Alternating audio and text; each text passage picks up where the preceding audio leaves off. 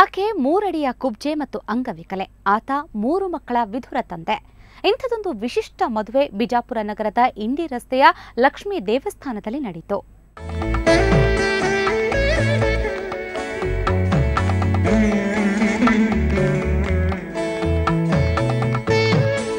ಬಿಜಾಪುರದ ಇಂಡಿ ರಸ್ತೆಯ railway gate ಬಳಿ ಇರೋ ಲಕ್ಷ್ಮೀ ದೇವಸ್ಥಾನ ಇವತ್ತು ವಿಶಿಷ್ಟ ಮದುವೆಗೆ ಸಾಕ್ಷಿಯಾಯಿತು. ಈಶ್ವರ್ ಆಯಿಲ್ ಮಿಲ್ನಲ್ಲಿ ಕೂಲಿ ಕೆಲಸ ಮಾಡೋ 28 ವರ್ಷದ ಕುಬ್ಜೆ ಶೋಭಾ ಮತ್ತು ನಾಗಠಾಣ ಗ್ರಾಮದ 45 ವರ್ಷದ ಕೃಷಿಕ ಮಡಿವಾಳಪ್ಪ ಪಟ್ಟಣಶೆಟ್ಟಿ ಪರಸ್ಪರ ಸಹಬಾಳ್ವೆ ನಡೆಸುವ ಒಪ್ಪಂದದ ಮೇಲೆ ಸತಿಪತಿಗಳಾದ್ರು. ವರ ಪಟ್ಟಣಶೆಟ್ಟಿಗೆ ಈಗಾಗಲೇ 3 ಮಕ್ಕಳಿದ್ದು ಕಳೆದ 3 ವರ್ಷದ ಹಿಂದೆಯೇ ಮೊದಲ ಪತ್ನಿ ಮೃತಪಟ್ಟಿದ್ದಾಳೆ. ಏನೋ ನಮಗ ನಮ್ದು ಹೆಣ್ಮಕ್ಳು ತೀರ್ಕೊಂಡು 3 ವರ್ಷ ಆಯಿತು. ಅದಕ್ಕಾಗಿ ನಮ್ಗೆ ನಂದು ಹೊಟ್ಟಿಗೆ ಆಧಾರ್ ಕಾರ್ಡ್ ಮಾಡಿದಾರೆ. ಅವರಿಗೆ ಒಂದು ಒಳ್ಳೇದಾಗ್ತದೆ, ನನಗೊಂದು ಒಳ್ಳೇದಾಗ್ತದೆ. ಈ ರೀತಿಯಿಂದ ನಾನು ಲಗ್ನ ಆಗಿದ್ದೀನಿ. ಮಕ್ಕಳಿದ್ದಾರೆ, 2 ಗಂಡ 1 ಹೆಣ್ಣದೆ.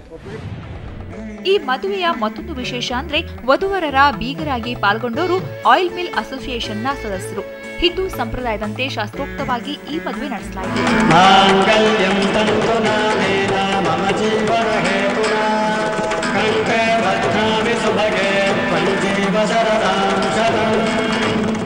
ಇನ್ನು ಮಿಲ್ನ ಸದಸ್ಯರೇ ಈ ಸರಳ ಮದುವೆಯ ಖರ್ಚು ಭರಿಸಿದ್ರು. ನಮ್ಮ ಆಕೆ ಹುಟ್ಟಿದ 9 ತಿಂಗಳಿಗೆ ನಮ್ಮ ಮನೆಯವ್ರು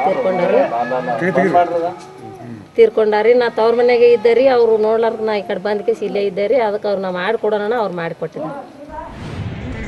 ಒಟ್ಟಾರೆ ತನ್ನತನದ ತಪ್ಪಿಗೆ ಕುಬ್ಜಿಯಾಗಿ ಹುಟ್ಟಿದ ಶೋಭಾಳಿಗೆ ಮಡಿವಾಳಪ್ಪ ಆಸರೆಯಾದದ್ದು ಮಾತ್ರ ನಿಜಕ್ಕೂ ಶ್ಲಾಘನೀಯ. ರಾಜು ಪಾಟೀಲ್, ಸುವರ್ಣ ನ್ಯೂಸ್ 24/7 ಬಿಜಾಪುರ.